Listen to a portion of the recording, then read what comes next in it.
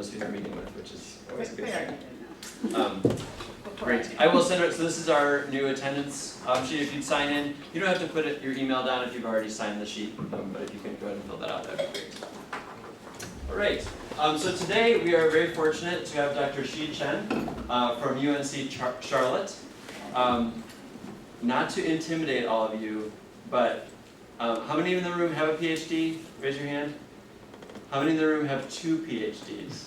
Whoa! Our guest speaker has 2 PhDs. I think he must be 80 years old. The only way you can start. So he has a PhD in entomology and also operations research. And today he's going to be talking to us about Zika and GMOs on social media. What I think is really fascinating, I had a chance to talk with him before colloquium. And so he has a background in epidemiology. And he's using that model, or that understanding of the transmission of disease, to think about how we understand the transmission of information on social media. So all of you who are on Facebook are part of an epidemiology experience. So really happy that you could join us today. Thank you so much for coming. I just want to mention that Dr. Chen is also part of a kind of, I don't think they call it a cluster at UNC Charlotte, but a health informatics program, which is very interdisciplinary. He was describing some of his collaborations with me, and they sound like GES projects with political scientists and entomologists and public health people and social work. So we're really fortunate to have Dr. Chen here and excited to hear about his research and looking forward to future collaborations as well. He was here at NC State as a postdoc for several years and has a number of connections here. So it's a particular pleasure to welcome him back for today's talk.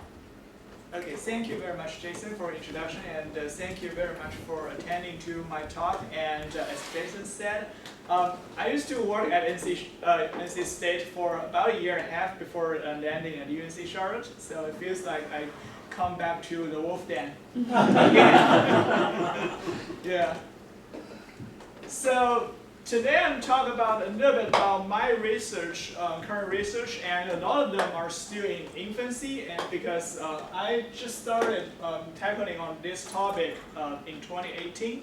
So a lot of things are still immature, so maybe worth a lot of discussions, and I'm open for any questions, and your inputs and suggestions are really welcome. So if you have any questions, please do not hesitate to interrupt me right in the middle. And this is the topic we'll be talking today, the Zika and GMOs on social media and real and fake. This is the title I proposed a few months ago. Then I realized some other folks from my institution told me I really shouldn't use the term the fake news or fake information, because nowadays they are more appropriate or more like broader or more comprehensive term I'll be talking about. So we call it fake information, and with the misinformation kind of interchangeably, but misinformation is more umbrella term, and now we talk about the difference and relationship between them.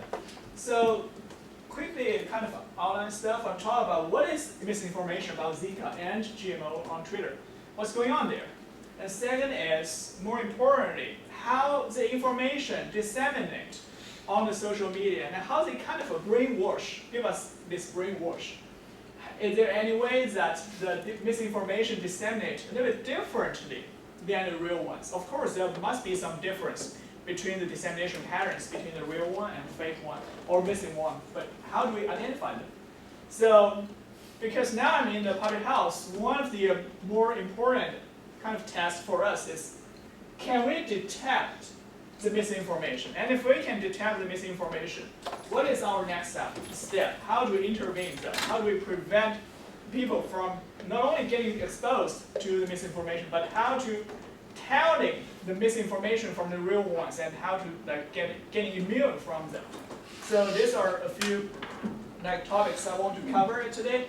So a little bit background of what this project is about. So I'm fortunate enough that at UNC Charlotte we have this data science initiative. So they generously gave me 6 million tweets in 2016, English tweets having the keyword Zika or the clinical term, the syndrome, the microcephaly.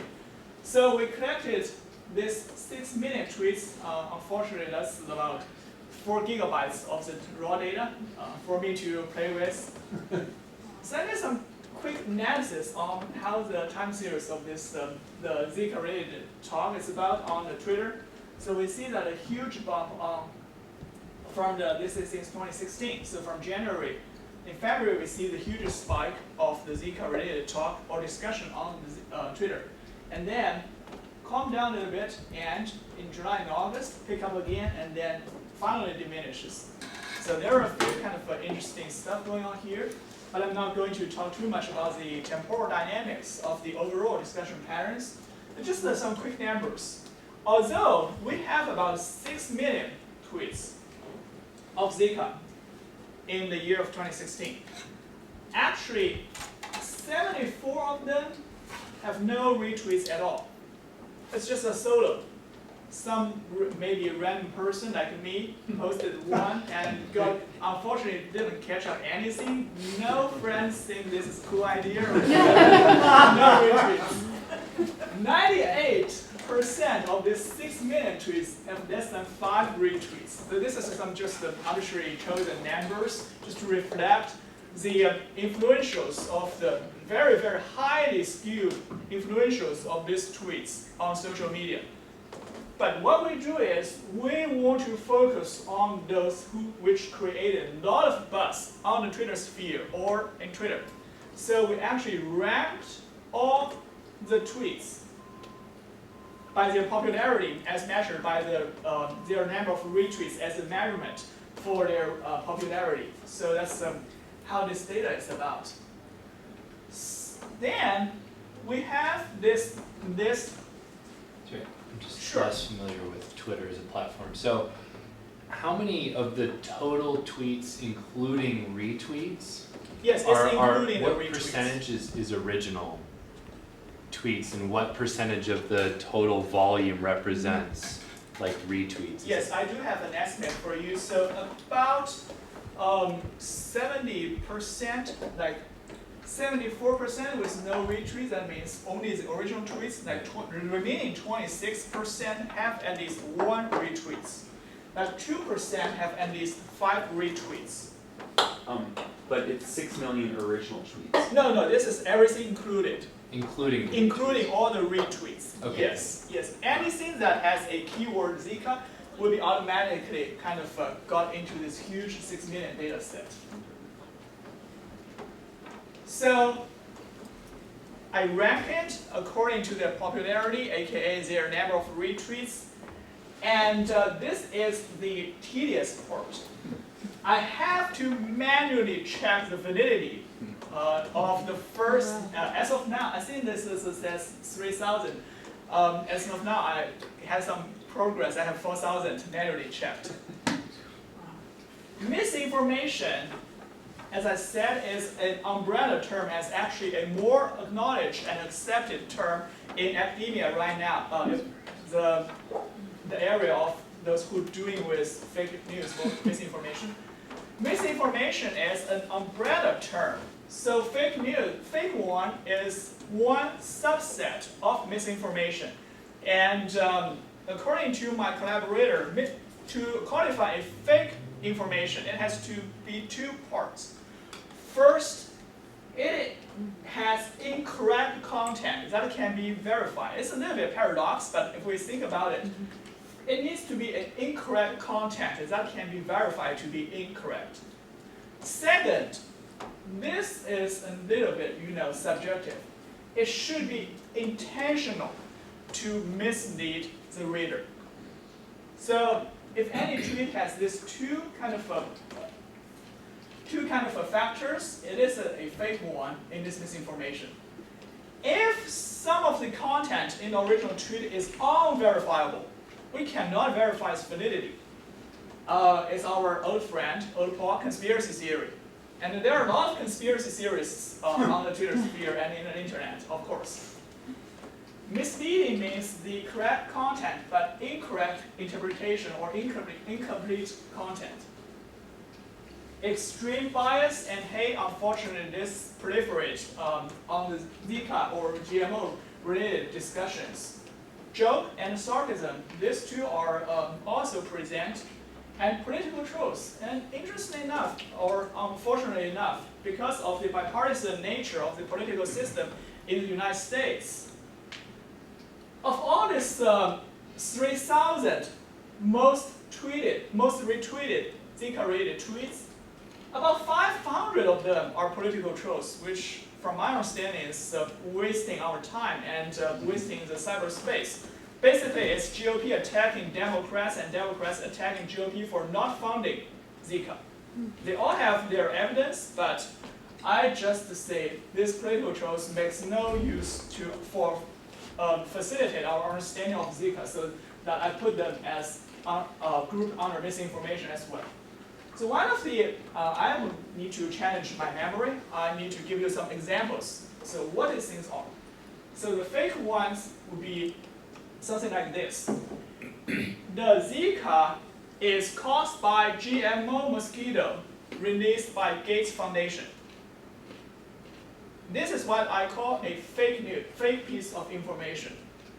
It is clearly incorrect content, verifiable. It also has intention to mislead the general public or reader. Conspiracy theory is something like you hear, like, okay, we have this sometimes unverifiable links between the event, like the Zika might be caused by GMO mosquitoes. And some kind of government agency is pushing that. You cannot really verify it because it says might be, so it's very hard to distinguish. Misleading. This one might be the most hilarious one. So I give you an example of the real news. So there is a rigorous, the news piece report, it's a news report on Twitter. So it says, researchers in a university found that Zika virus can shrunk the testicle size in male mice by 80%. That's a real one. And it's from a legitimate study as I kind of dig in. But if you want to develop a clickbait-like title, how do you fabricate it? How do you store that? So here is the story. Here is the tweet I got. Shocking. The first word, shocking. Zika virus can shrink male testicles 90%. Oh my goodness, if I were not familiar with this background of information, I was scared to death. I think all the people, not only the boys or girls, they're all scared to death if they see this piece. This has somewhat correct content, but it has incomplete, and it tends to mislead kind of the public to kind of create the buzz or be a clickbait-like effect. It might be less harmful, but still we think it is a misinformation. Extreme bias and hate, unfortunately, Zika and GMO is sometimes intermingled with sexuality and racial problems. And jokes and sarcasm, this is like, for instance, familiar with the audience. They push a lot of this sarcasm or joke-related things. Like for instance, Zika research shows that Zika virus can be transmitted from your screen to you. Well, if you have some sense of humor, you consider this as a joke and sarcasm. Unfortunately, this is really unfortunate.